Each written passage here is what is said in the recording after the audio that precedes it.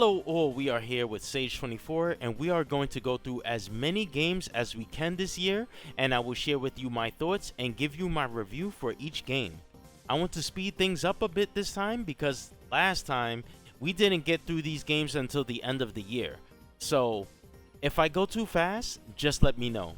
We are going to cover a handful of games every upload, so let's get started with the first batch.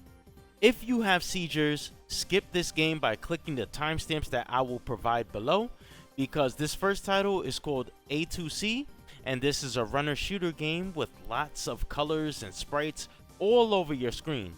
So immediately after starting this game, I thought this has to be a problem for anybody who has seizures from bright or rapid changing colors. This game is very trippy. I couldn't really see anything that was going on. The controls were really simple.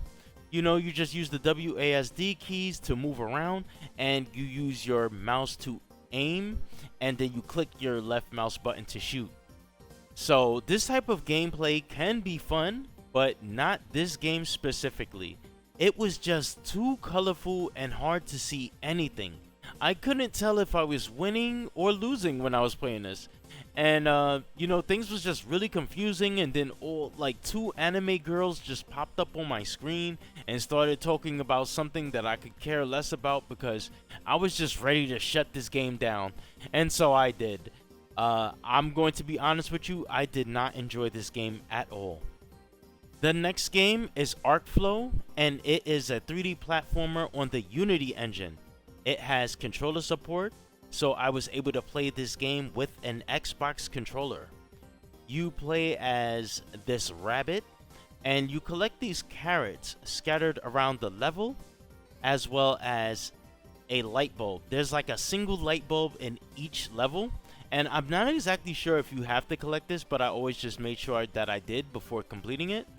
So the game was simple but fun. You have a few moves that you can do, like triple jumps, somersaults, dives, etc. You could even kick off the wall. When you're playing this, you can feel the inspiration from Super Mario 64. So I will also say that I love the art style of this game, with everything being low poly while still having this type of modern aesthetic that makes it keep up with the games of today. So this was a nice experience from what I've played, and I recommend this game. Next is Angels and Demons, which is a 2D platformer and a turn-based RPG game. So first, I want to point out that when you start this game up, it warns you about religious themes, which is good because you don't want to offend anybody religious or anybody's beliefs or anything like that. But the font used to explain this was horrible. It was hard to read.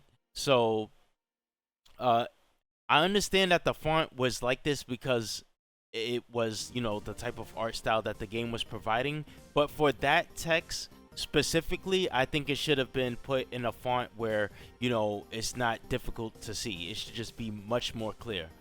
So anyway, the game itself was pretty fun. I was dashing through these 2D levels, and then I got some guardian angel character who would give me some tips along the way, and she helped me to reach high platforms because you gain a new ability where, like, you can have like this type of boost jump from the angel's assistance. So after traversing a few areas, we got into a fight with some demons, and then the game was basically a turn-based battle. This was a fun experience because there was so many different ways to attack and defend, and it's set up in a way that just makes turn-based so fun. So if you recognize the enemy's patterns, you can avoid all damage, and if you have good reactions, you can do the most optimal damage every time it's your turn. So this was a game that I really enjoyed, but I honestly didn't spend too much time on it, specifically because it was an RPG with a lot of dialogue and cutscenes, and it had this whole story going on with it, and I'm not really ready to get fully, immersed in these type of games until they are complete. So when it comes to demos, I just don't try to invest too much in RPGs and, you know, keeping up with the story and things like that. So I will say that, you know, overall this is a great game and I am looking forward to it when it is fully complete and ready to release. Next is Adventure Kitty Drill Buster Lights Out. I played the original Adventure Kitty and I remember enjoying that game a lot. This one was not as fun, but it was still a good entry. So you have your drill and, you know, you drill your way down and collect the coins to get to the next part of the stage, just like you did in the previous game.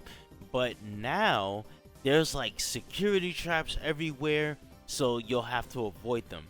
Some of these traps will set off alarms that will make hazards fall, and you have to like quickly dodge them, and it's honestly really hard to dodge them because they cover up most of the screen. But there's also other traps that when you step into them, it will kill you instantly. So like I said, the game is noticeably harder, and it is more specifically because of these traps, as well as the dark lighting. There were so many times where I thought that I could drill down to avoid a trap, but I couldn't because it was a stiff block that I simply just couldn't tell that it was there because it was so dark. So I still think that it's a great game, but I think the spike in the difficulty was a bit much compared to the last entry. So, you know, if you like these type of games, if you enjoyed the first one and you thought it was too easy, then you're probably really going to like this one. Like I said, it's still a great game overall. So with that being said, I am going to shut down here. I am going to leave the link to the Sage page in the description below so you can try this game out yourself. And I'm just going to leave you with some raw gameplay. I will see you next time with the next row of entries from Sage 24. See you guys next time.